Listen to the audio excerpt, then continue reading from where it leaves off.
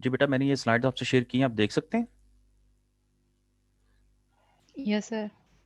Okay, तो mid mid term की बेटा उसकी तरफ से फिक्र ना कीजिएगा, क्योंकि वो अभी हमने 20 तारीख तक तो तमाम टीचर्स ने अपनी अपनी प्रेफरेंसेस सेंड करनी, उसके बाद ही वो डिसाइड करेंगे।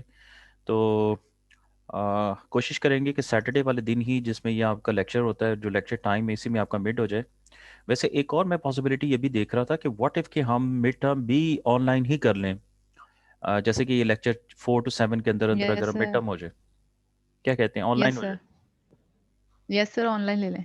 जी, चलिए वो यस सर। पॉसिबिलिटी डिस्कस करते हैं। डिपार्टमेंट जैसा हमें गाइड करेगा तो इंशाल्लाह फिर हम वैसे प्रोसीड करेंगे, ठीक है।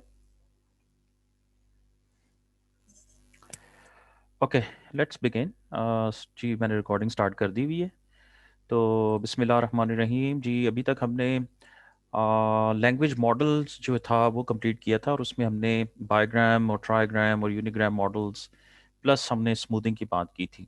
अब हम अगले जो है वो एक और बहुत इंपॉर्टेंट टॉपिक है एनएलपी के अंदर, वो है part of speech tagging, POS tagging भी कहते हैं।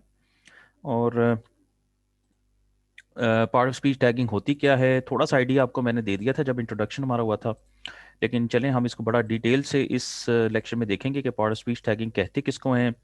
एंड प्लस ये एचएमएम जो हैं, ये हिडन मार्क ऑफ मॉडल्स हैं। तो हिडन मार्क ऑफ मॉडल्स की मदद से हम जो है वो जो पार्ट ऑफ स्पीच टैगिंग है, पीओएस टैगिंग है, वो 90% एंड अबव आती है, ठीक है। तो इसको हम जी स्टार्ट करते हैं। एंड लोग हमें ज्वाइन करते रहेंगे, ठीक है जी। कोई क्वेश्चन बेटा है इससे पहले तो बता दें। सर, जी जी। सर ये हमारा मिड टर्म 23 को होगा। अभी कंफर्म नहीं है बेटा। अभी मैंने बता दिया बेटा कि 20th तक हमें डेडलाइन दी गई है, 20 तारीख तक, कि हम अपनी प्रेफरेंस बताएं। तो बेटा इसका मतलब है कि जो भी प्लानिंग वो करेंगे वो 20 के बाद होगी। तो 20 के बाद 23 में जी बेटा 2 दिन है, तो मेरा नहीं ख्याल अगले वीक आपका मिड टर्म होगा, मेरा अपना जो है ख्याल है, लेकिन आप तैयारी रखें वो बेटा। सर 23 को शादी थी मेरे कजन की, वो रखवाई भी सैटरडे की थी, तब क्लास नहीं थी, वो मैंने इसलिए पूछा। क्लास बी नहीं थी? केयर के कौन सी बेटा ये था हमारा क्लास? कैजुअल जी थर्सडे जी। पे था ना। तो वो 23 को शादी थी मेरे घर में ना, कजन की, चाचू के बेटे की। नहीं तो आपकी इसलिए मैंने क्लास तो बेटा होती है आपकी क्लास, से ये तो नहीं है कि क्लास नहीं होती, वो क्लास तो होगी। चलें, आप वो शादी पहले वाली थर्सडे शादी को में थी। से शादी में अटेंड कर लीजिएगा, हमें शादी भी दिखा दीजिएगा, आप शादी भी इंजॉय कर लीजिएगा, लेक्चर भी सारे अटेंड कर लीजिएगा। क्या ख्याल है? सर लेक्चर तो मैनेज हो जाएगा, मैं पेपर की कह रहा था कि अगर पेपर हुआ तो वो अभी फिर बेटा मुश्किल हो देखिए, मैं जाएगा। आपसे कुछ नहीं कंफर्म कह सकता, क्योंकि ये मेरे हाथ में नहीं है। मेरा ज़ाती अंदाज़ा है कि 23 को नहीं होगा। जी ठीक है राइट सर। जी, अंदाज़ा राइट बेटा। सर। लेकिन ये नहीं है कि ये कंफर्म है, ऐसी कोई बात नहीं है, ठीक है जी राइट जी। ऑलराइट जी, लेट्स बिगिन। बिस्मिल्लाहिर्रहमानिर्रहीम। Part speech tagging using hidden Markov models. पहली बात तो ये कि हम अंडरस्टैंड करेंगे कि ये जो पार्ट स्पीच टैगिंग है ये है क्या। और नंबर टू, फिर हम देखेंगे कि बेटा कि इसको करने का जो परहैप्स एक बहुत अच्छा तरीका है, जिसके अंदर काफ़ी अच्छी एक्यूरेसी है, वो है हिडन मार्क ऑफ मॉडल्स। तो अभी तक बेटा देखिएगा कि हमारा कोर्स जो है वो काफ़ी हद तक अप्लाइड नेचर का ही चल रहा है। हम जो भी कॉन्सेप्ट देखते हैं, हम उसके ऊपर डिफरेंट एग्जांपल्स कर रहे होते हैं। जैसे कि आपने देखा कॉलोकेशंस में भी वो सारे मॉडल हमने देखे, तो हमने काफ़ी एग्जांपल्स की। फिर अगर हम आगे चले, तो यही बेटा जो बात है कि अगर आप किसी एनएलपी की कोई लाइब्रेरी यूज़ करते हो, और उसमें से लेट्स सपोज आप कोई जो है वो कॉलोकेशन को फाइंड करने के लिए कोई फंक्शन कॉल करते हो, तो वो भी कुछ इसी तरह से ही कैलकुलेशन कर रहा होगा प्रोबेबिलिटीज़ की, और वैल्यू को देख के बता रहा होगा कि ये कॉलोकेशन है कि नहीं है। अगर आपकी बीएस की क्लास होती, लेट्स से, ये तो मैं मे बी कोई हैंड्स ऑन कोड भी साथ में दिखा देता आपको करके। तो लेकिन क्योंकि ये मास्टर्स की क्लास है, तो आप में से जो चाहे खुद भी कर सकते हैं, बड़ा आसान काम है। कोई इतना मुश्किल काम नहीं है, लेकिन कोशिश हमारी यही है कि ये कोर्स जो है ये जो है वो खाली जिसे कहते हैं थ्योरेटिकल ना हो। तो इसके साथ अगर आपको प्रैक्टिकल एग्जांपल्स करा दी जाएं, तो मे बी आपकी जो अंडरस्टैंडिंग है सब्जेक्ट के बारे में वो बेहतर हो। तो अगर कंटेंट्स के ऊपर किसी का कोई बेटा कमेंट है वो मुझे बताए, क्योंकि अभी आगे और भी बहुत सारे टॉपिक्स आने हैं, तो हम कोशिश करेंगे कि इसी तरह से हम चलते जाएं। तो बेटा किसी का कोई कमेंट है तो बता सकता है, खुल के बात करें मेरे साथ बेटा, कोई ऐसा मैं किसी की बात माइंड नहीं करता। माशाल्लाह मेरे जो हैं वो जिसे कहते हैं कि पुराने स्टूडेंट्स भी माशाल्लाह यहाँ पर बैठे हुए हैं, तो वो भी मेरे ख्याल में, मुझे पता है उन्हें कि मेरी आदत कैसी है। तो अगर आपका कोर्स कंटेंट के ऊपर कोई कमेंट है तो प्लीज़ बेटा जिसे कहते हैं खुल के बात कर सकते हैं आप।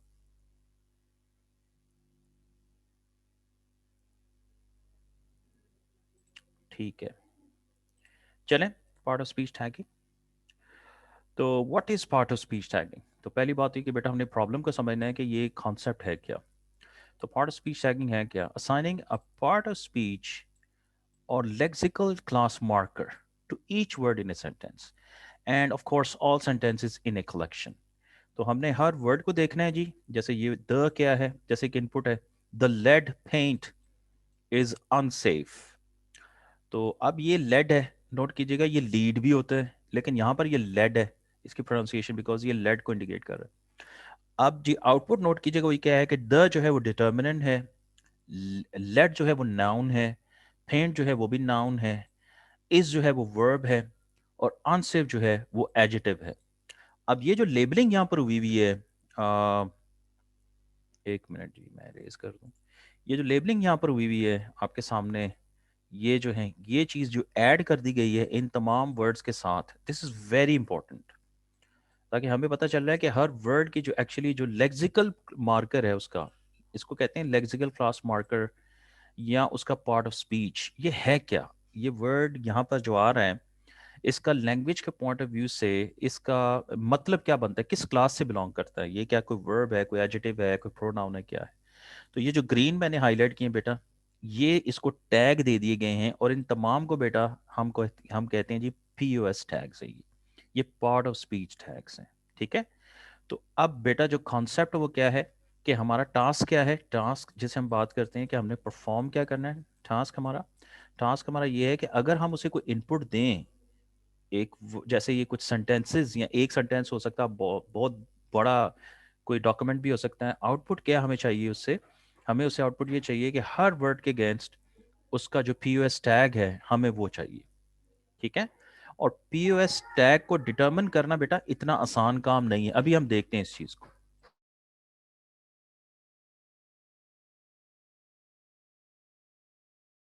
जी बेटा प्रॉब्लम समझिए। आई होप आपने कॉन्सेप्ट समझ लिया होगा कि करना क्या है हमने इसके अंदर।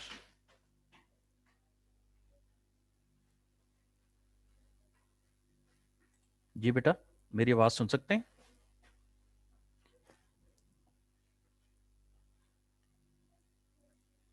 Yes sir. जी सर। जी ठीक है।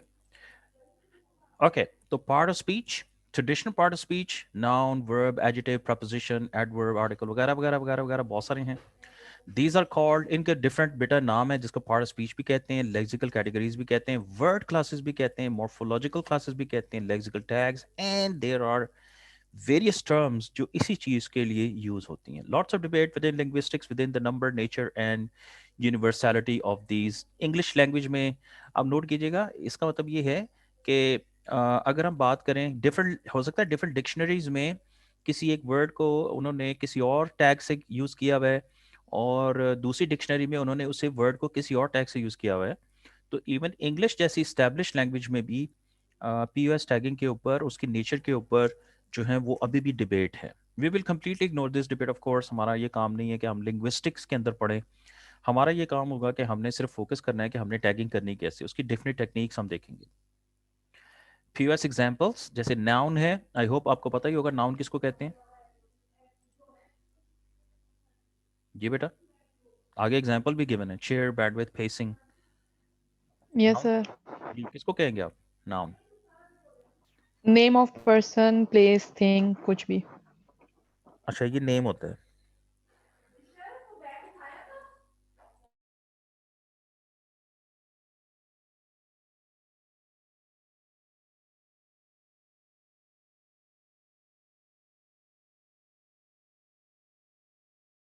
सो वर्ब क्या होता है जी?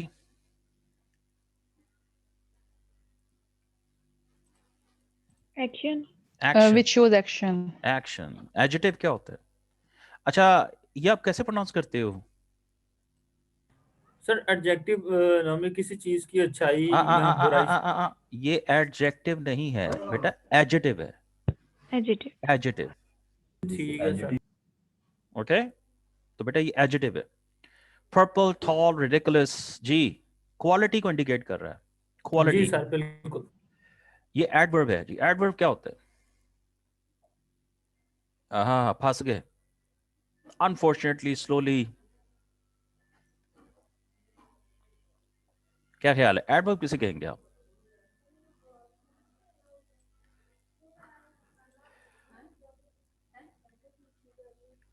Action को assist करने वाला somehow कोई word होता है. हम्म, ये देखें ना, अब वही बात आ गई कि डिफरेंट लैंग्वेज जिसे कहते हैं डिक्शनरीज में, डिफरेंट जगहों पे ना ये चीज़ें डिफरेंट हैं। सो प्रपोजिशन, इसी तरह से प्रोनाउन एंड डिटर्मिनर, ये डिफरेंट एक एग्जांपल दी गई है और आपको बताने के लिए बेटा कि these are the different words. और ये बेटा जो है ना, ये उनकी क्लासेस हैं। तो असल में करना क्या, हमने हमने एक क्लासीफायर देखना है, यूं समझिएगा। क्लासीफायर किसे कहते हैं बेटा? क्लासीफायर, सर जो डिफरेंशिएट करने के लिए यूज होते हाँ हैं कि ये डिफरेंट क्लास एग्जैक्टली से exactly. बिलोंग कर रहा है, ये तो different- मसलन हम उसे कोई वर्ड दें, ये वाला, तो वो बताया कि जी ये वर्ड को इस क्लास में जाना चाहिए। हम उसे लेट से कोई वर्ड दें बैंडविड्थ, तो ये बताया जी कि ये जो वर्ड है इसको इस क्लास में जाना चाहिए बेटा। ऐसे चीज़ को कहते हैं क्लासीफायर। तो बेटा जो पीओएस टैगिंग होती है वो यही होती है कि हमने असल में क्लासीफायर लिखना होता है या हमने क्लासिफिकेशन करनी होती है, ठीक है। तो यूँ समझिएगा कि जो पीओएस टैगिंग है दरअसल एक क्लासिफिकेशन टास्क है। ओके जी बेटा, बात फॉलो कर रहे हैं? Yes sir. ओके, जहां पर बेटा कोई क्वेश्चन हो प्लीज मुझे बता दीजिए। तो POS tagging, the process of assigning, वही बात आगे बेटा। To each mark in a collection, जैसे word, D determiner, koala, put the keys on the table, what जो भी हैं आपके सामने, ये डिफरेंट एग्जाम्पल अगेन दी गई है जिसके अंदर डिफरेंट टैग्स एसोसिएट किए गए हैं वर्ड्स को, ठीक है। Why is POS tagging useful, या हम क्यों इसको जिसे कहते हैं अंडरस्टैंड करने की कोशिश कर रहे हैं, क्योंकि जो टेक्स्ट है उसके अंदर ये बहुत बहुत इंपॉर्टेंट रोल है जी वर्ड्स का। और जैसे स्पीच सिंथेसिस में ऐसे इंसल्ट नाउन है, लेकिन इंसल्ट वर्ब भी है। नोट कीजिएगा जिस पे फोकस हो रहा है ना वो कैपिटलाइज्ड है। तो यार उसने मेरी बड़ी इंसल्ट की है, ये नाउन है कि वर्ब है?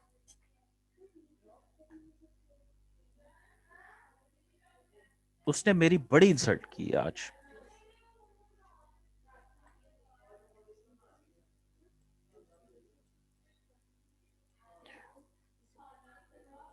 और इसके मुकाबले में अगर दूसरा जुमला बोलूं, यार इस बात से ना मेरी बड़ी इंसल्ट हुई है।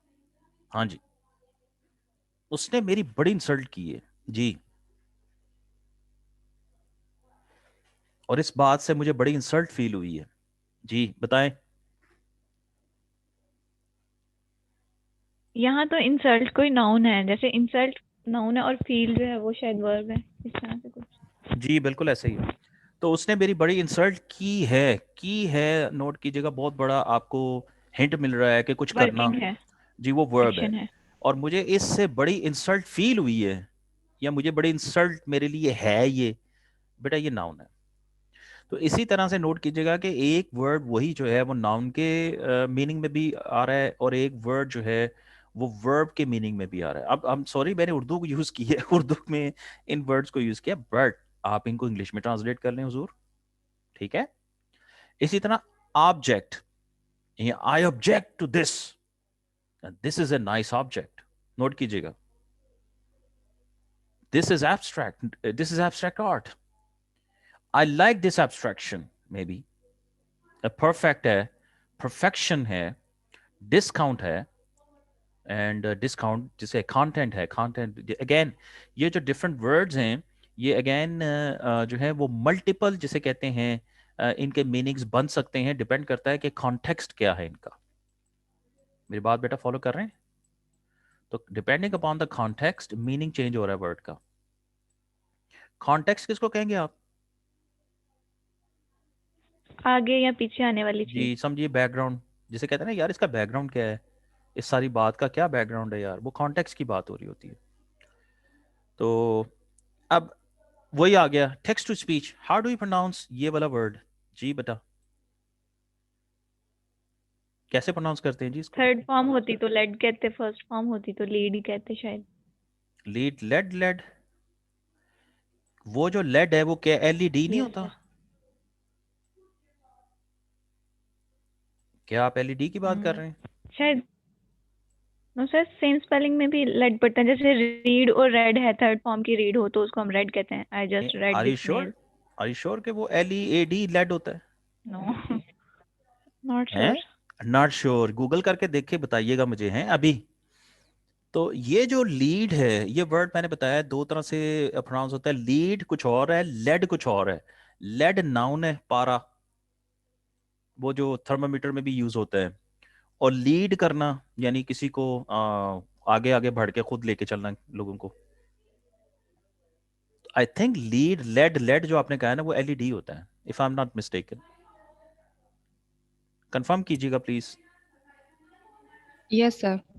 ठीक है मेरी बात। Lead left. इसका मतलब है मेरी अंग्रेजी अभी भी ठीक है इस एज में भी हैं। अच्छा चले ठीक है Sir, जी। हमारी ठीक हो रही है।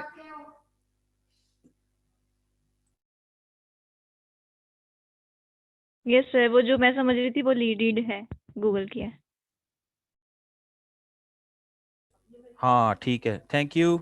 अब समझ आ गई बेटा, आप लेड इसकी बात कर रहे थे, तो वो बेसिकली एक ही चीज़ है। Yes sir. असल में ये वर्ड्स की फॉर्म की बात नहीं हो रही है बेटा, नोट कीजिएगा। ये बात ये हो रही है कि वर्ड सेम है, वर्ड ने सेम ही रहना है, मगर उससे जो उसका कॉन्टेक्स्ट है ना उसके हिसाब से उसका इवन प्रोनाउंसिएशन चेंज हो रहा है। लेड नाउन के केस में this thermometer has lead in it, मिसाल के तौर पे, या I am leading a band of let's say students into research whatever, जिस तरह से मिसाल के तौर पे। अब वो एक और डिफरेंट उसमें आ गया। तो अब अगेन पार्सिंग जब होती है, यानी पार्सिंग वो होती है कि अगर हम किसी टेक्स्ट को अंडरस्टैंड कर रहे हैं तो we need to know if a word is a noun और verb before you can parse. जैसे time flies like an arrow, तो यहां पर ये बताइएगा ये फ्लाइज जो है, ये पता ना फ्लाइज एक और मीनिंग है इसका। Yes, sir, मक्खी। मक्खियां, एग्जैक्टली exactly. जो मक्खियां जनाब वो नाउन है, लेकिन फ्लाई करना, उड़ना, वो वर्ब है।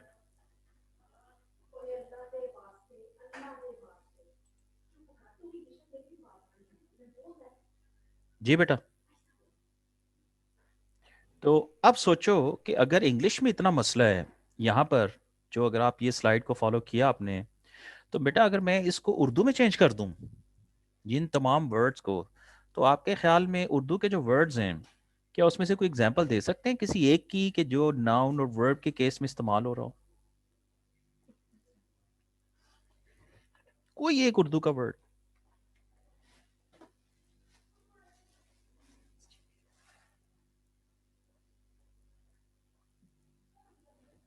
सर तीर। जी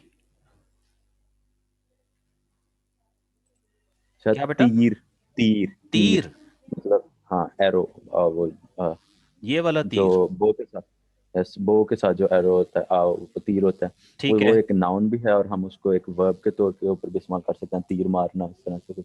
हाँ गुड गुड गुड, ए बड़ा तीर मारे ऐसी आज, क्या ख्याल है। जी सर शायद। बिल्कुल। तो बात ये है जनाब कि ये जो कॉन्सेप्ट यहाँ पर अप्लाई हो रहे हैं, याद रखिएगा ये किसी भी लैंग्वेज में अप्लाई हो सकते हैं। और हुजूर मैं तो आपको बार बार खिड़कियां दरवाजे खोल रहा हूँ कि अगर मैं इसको अपनी लैंग्वेज में ले जाऊं, जो कि अनफॉर्चुनेटली हमारी पता नहीं बेचारी ऐसी लैंग्वेज है जिसको हमने कभी एक्सेप्ट ही शायद दिल से किया कि ये हमारी वाकई लैंग्वेज है, तो हम बोलते ही अपनी जिसे कहते हैं मदर टंग में ज़्यादा है, और फिर वक्त पड़ने पर इंग्लिश में आ जाते हैं। इसको बेचारी को तो हमने बीच में से निकाल ही दिया हुआ है। लेकिन खैर जब अगर हम इसको यूज़ करना शुरू कर दें इसके वर्ड के साथ, तो बिलीव कीजिएगा कि ये जो टास्क आपके सामने है ये अभी भी हमारी लैंग्वेज में ये बहुत मुश्किल टास्क है। और इस पे रिसर्च की जा सकती है, इस पे आप थीसिस भी कर सकते हो, इस पे पेपर भी लिखा जा सकता है। ठीक है, तो ओपन ऑप्शन है जी, अगर आप में से कोई इंटरेस्टेड हो तो वो राब्ता कर सकता है जी। जी जनाब, इस स्लाइड में कोई इशू है तो बताइए। आई होप आपको एक तो ये पता चल गया होगा अब तक कि पीयूएस कहते किसको हैं, वो टैगिंग करना, और ये टैगिंग कहाँ की जाती है, किन कामों में की जाती है, कहाँ कहाँ ज़रूरत है, शायद उसकी कुछ एग्जांपल्स आपके सामने हैं। और इसमें डिफ़िकल्ट चीज़ क्या है, शायद वो भी हाईलाइट करने की कोशिश की गई है। तो कोई क्वेश्चन बेटा है तो बताइए, वरना हम आगे बढ़ते हैं।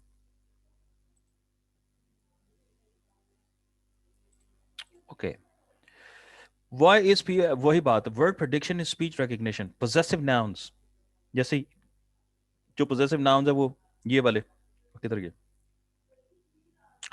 my, your, her are likely to be followed by nouns, and personal pronouns I, you, he are likely to be followed by verbs. Yes, काफी हद तक बात ठीक है, क्या ख्याल है? जैसे my book, my phone, इसी तरह से I eat, I play, you know, I speak, तो ये verbs हैं सारे। तो इंफॉर्मेशन एक्सट्रैक्शन में इसी तरह ये बहुत इंपॉर्टेंट कॉन्सेप्ट है जी, ये अगेन इस पे बड़ा काम हो सकता है कि एक सेंटेंस में से ये देखना कि नाम कहाँ है, और अगर कोई रिलेशनशिप है उनके दरमियान, वो एक वर्ड आ रहा है कि आई बॉट दिस बुक, जो मैंने ये किताब खरीदी, अब इसमें बुक का और आई का रिलेशनशिप क्या है आपस में, क्यों जी, किस सेंस में बुक जो है वो इस सेंटेंस में आ रही है, उसके आगे पीछे क्या है, वो जज करना। मशीन ट्रांसलेशन, ये वेरी वेरी इंपॉर्टेंट, क्योंकि अगर आपने वर्ब्स यानी जो टारगेट लैंग्वेज है, अगर आप उस टारगेट लैंग्वेज में से सॉरी सोर्स लैंग्वेज जिसको हमने टारगेट लैंग्वेज में चेंज करना है, लेट्स से हम सोर्स लैंग्वेज इंग्लिश है उसको उर्दू में चेंज कर रहे हैं, तो सोर्स लैंग्वेज हमारी इंग्लिश है, अगर हमने इंग्लिश के अंदर से वर्ड्स को सही तरीके से यूँ समझिएगा कि जिस सीक्वेंस में वो एक सेंटेंस में आ रहे हैं अंडरस्टैंड नहीं किया, तो उसकी ट्रांसलेशन कैसी होगी आप खुद बता सकते हैं, क्या ख्याल है? वैसे कभी आपने ट्रांसलेशन करने की कोशिश की है Urdu sorry English to Urdu में? Yes, sir. अच्छा, तो Yes, सही sir. होती है ट्रांसलेशन? No, sir. मेरे पास तो इसका डेटा भी है ना, मैंने तो कुछ काम किया हुआ इसके ऊपर। तो वो 1,000 यूं समझिएगा, मैंने तो 1,000 का एक सैंपल लिया था, 1,000 सेंटेंसेस थे इंग्लिश में, और जब मैंने उसे ट्रांसलेट किया उर्दू में, और ये मैं गूगल की बात कर रहा हूँ, गूगल ट्रांसलेटर जो शायद सबसे अच्छा शायद ट्रांसलेटर है, तो 1,000 में से ना गूगल साहब के जो एक्यूरेसी थी ना वो लेस देन आई थिंक 40% थी। इतना बुरे हालात हैं ट्रांसलेशन के। ओके, आगे बढ़ते हैं। Selecting words or specific parts of speech, for example, nouns in pre-processing documents, for example. Yes, अब for example, अगर क्वेश्चन किया गया किसी जगह पर और उसका आपको जवाब चाहिए, फॉर एग्जाम्पल आप कहते हो what is the name of the founder of Pakistan, एक मिसाल है, ठीक है, कि फाउंडर ऑफ पाकिस्तान जो हैं उनका नाम क्या है, क्यों जी क्या नाम है जी उनका? तो चौधरी रहमत अली। फाउंडर ऑफ पाकिस्तान चौधरी रहमत अली साहब हैं। कायदे आजम साहब ही हैं। अच्छा, खुदा दा खौफ करो, चौधरी रहमत अली साहब ने मे बी आइडिया दिया हो, लेकिन असल में देखें वो उस आइडिया की एग्जीक्यूशन जिस बंदे ने की है ना यार, वो बंदा बड़े कमाल का बंदा है यार। तो मोहम्मद अली जिन्ना रहमतुल्लाह अलैह मैं उनके नाम के साथ यूज़ करता हूँ, मतलब मेरी दिल में उनकी इतनी रिस्पेक्ट है, अगर वो ना होते तो आज पता नहीं हमारा लोगों का क्या हाल होना था। आपको इसका अंदाज़ा ही नहीं है, ये वक्त आपको बताएगा। तो अगेन हमने बेटा एक क्वेश्चन किया है who is the founder of Pakistan, और उसका एक रिप्लाई दिया गया है एक नाम। अगेन फाउंडर को ढूंढना या कोई ऐसा क्वेश्चन है जिसमें आपने कोई नाम यूज़ किया है, where was Mohammad Ali Jinnah born for example. अब मोहम्मद अली जिन्ना जो हैं वो नाम है, अगर इसी तरह से डिफरेंट वर्ड्स के अंदर डिफरेंट नामों को निकालना और ये देखना कि ये वाकई नेम है, तो ये बहुत इंपॉर्टेंट है। और बड़ा मज़ेदार जी, इसमें भी बड़े बड़े मज़े के काम होते हैं। अगर आप ये कभी देखें जो मूवीज़ के नाम हैं या गानों के नाम हैं, वो बड़े बड़े अजीब व गरीब होते हैं, उसमें कई वर्ड्स मिक्स होके आ रहे होते हैं, तो उनको वो ये कभी कभी ये भी हो जाता है कि वो नाम के हिस्से कर देता है, तोड़ देता है, तो वो बजाय फुल नेम के वो उसके पीसेस के ऊपर जो है वो सर्च हो रही होती है और वो डिफरेंट डिफरेंट रिजल्ट्स आ रहे होते हैं। सो ये कुछ ऐसी चीज़ें हैं जो मैंने प्रैक्टिकली देखी हैं, करके देखी हैं। तो अगेन ये सारे बड़े चैलेंजिंग काम हैं, और इन तमाम कामों को करने के लिए ऑफ कोर्स पीओएस टैगर ही जो होता है वो यूज होता है, जो बताता है कि यार नहीं, ये पूरा जो यहाँ से लेके यहाँ तक है ना, ये नाम है। जी बात बेटा फॉलो कर रहे हैं?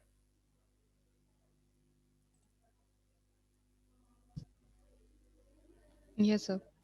Okay, alright. Open and close classes, ये दो तरह की जी कैटेगरी होती है हमारे पास। वो क्लासेस, ये क्लास से मुराद ये है कि ये समझिएगा कि जिसमें आप एडिशन कर सकते हैं अपनी तरफ से, वो ओपन है। और जिसमें आप कोई एडिशन नहीं कर सकते हो, फिक्स सेट है, वो क्लोज क्लास होती है। सो रिलेटिवली फिक्स सेट है, प्रपोजिशन जो हैं, ऑक्सिलरीज, प्रोनाउंस, फंक्शन वर्ड्स, ये सारे के सारे जो हैं ये क्लोज क्लास में जाते हैं।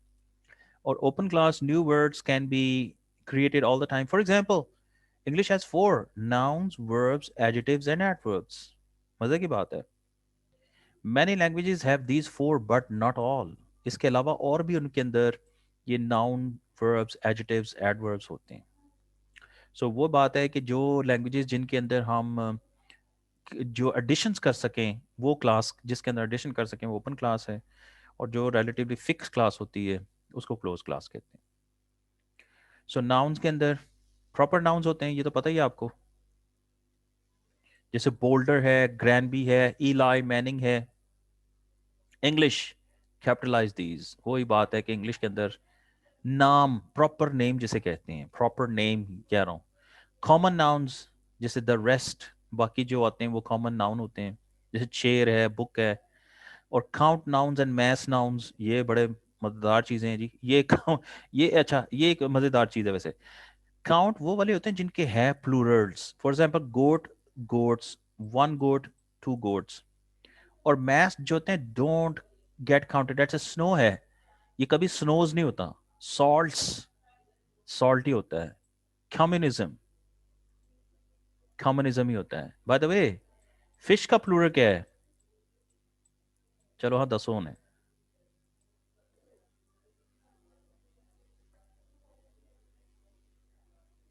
फंस गए।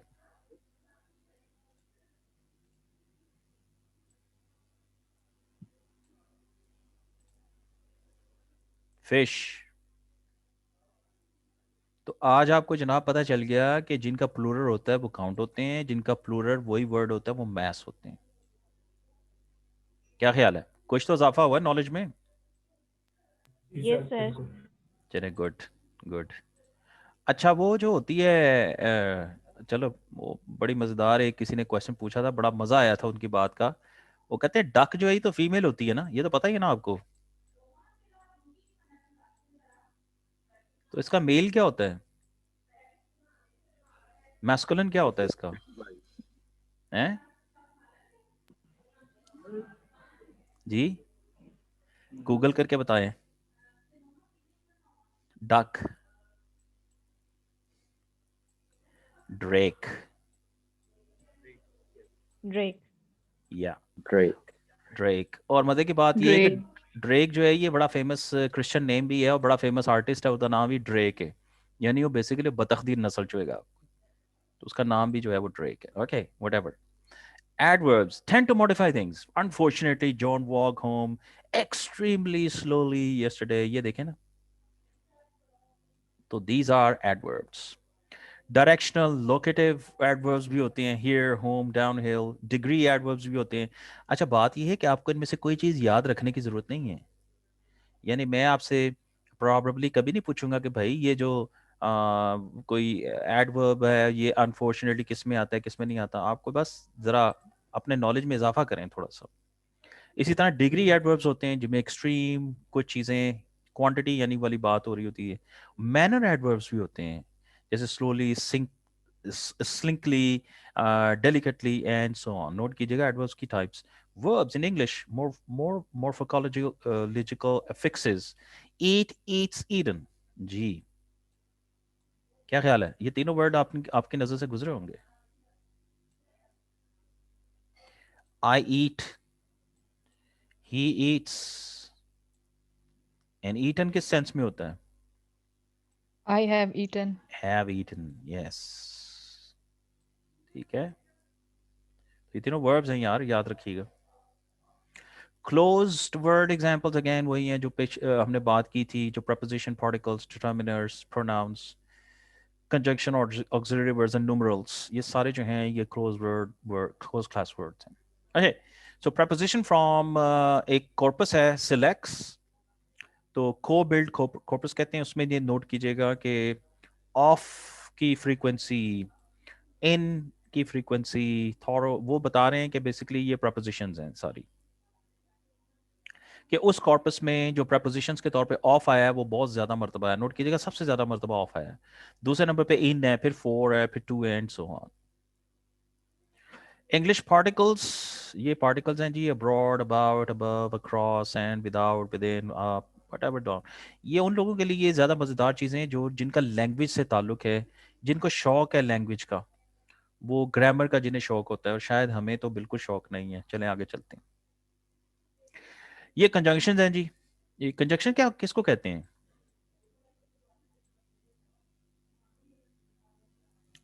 कंजंक्शन का वर्ड जोड़ने वाले। जोड़ने वाले, दो एग्जैक्टली। सेंटेंसेस को मर्ज ये करना। एडिटिव होते हैं, ये ऐड करते हैं चीजों को, एंड, दैट, बट, और, as, whatever, you know, like, neither. अच्छा, ये जो प्रोनाउंसिएशन है इसकी दो तरह की है, एक नाइदर कहते हैं, एक नीदर कहते हैं। मैंने ज्यादातर नीदर ही देखा है, आई डोंट नो नाइदर कहाँ बोलते हैं, पता नहीं। खैर जो भी है, but these are conjunctions. Tag sets, अब आ जाइएगा टैग सेट्स के ऊपर, वही बात आ गई। अब बेसिकली थोड़ा सा आपको ओवरव्यू दे दिया है कि बेसिकली ये टैग्स, सॉरी, वर्ड्स को किस तरह से यूज करते हैं। अब आ जाइए टैग्स के ऊपर, वही बात आ गई कि डिफरेंट तरह के टैग सेट्स हैं, डिपेंड करता है कि किन्हों ने किस किस तरह से इसको अंडरस्टैंड किया, depends upon the purpose of the application. For example, जो पेन ट्री बैंक है, यानी ये भी एक कॉर्पस है, उसमें 45 टैग्स हैं।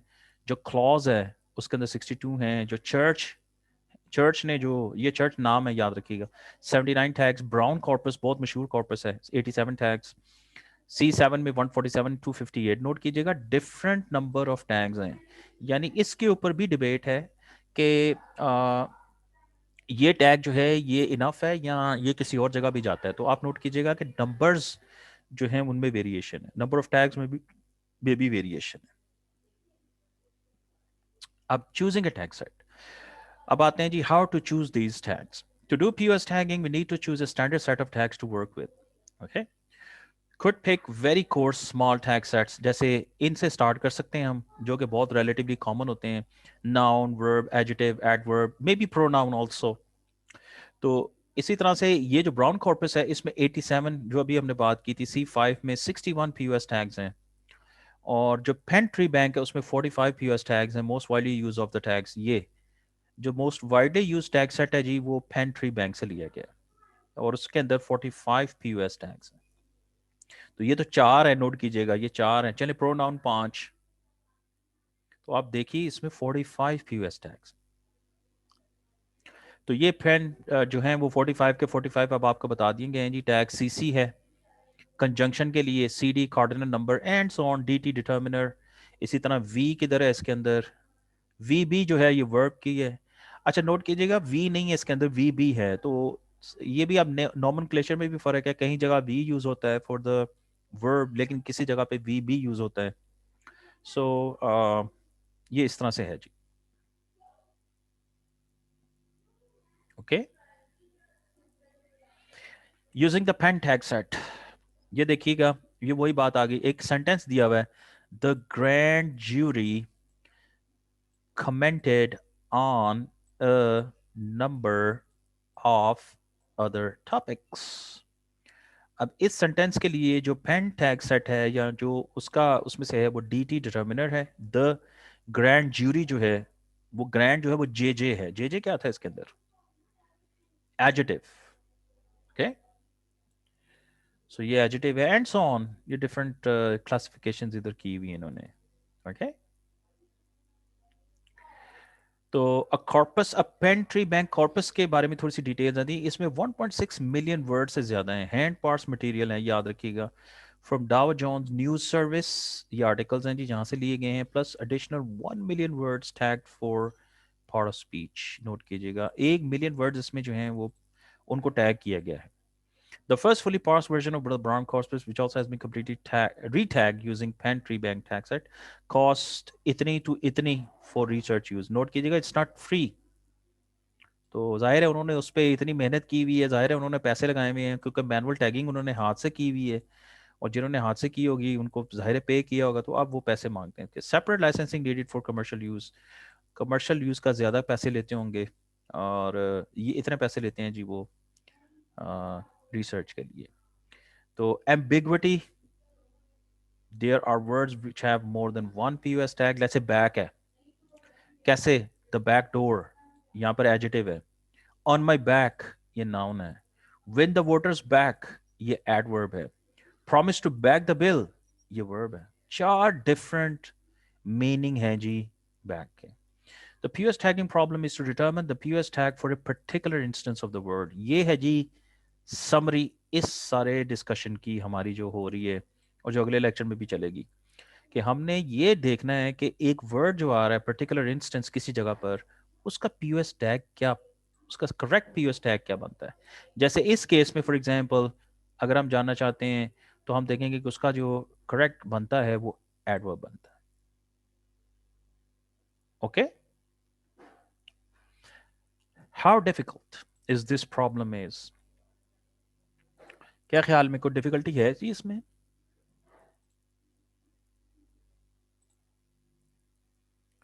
Yes, sir. अच्छा चलें, आप कहते हैं तो मान लेते हैं। Okay guys, less than 1 minute का मैसेज जी, प्लीज़ दोबारा ज्वाइन कर लीजिएगा। मोस्ट प्रोबेबली लास्ट सेशन होगा जी हमारा, जो अब आप ज्वाइन करेंगे। ठीक है, थैंक यू।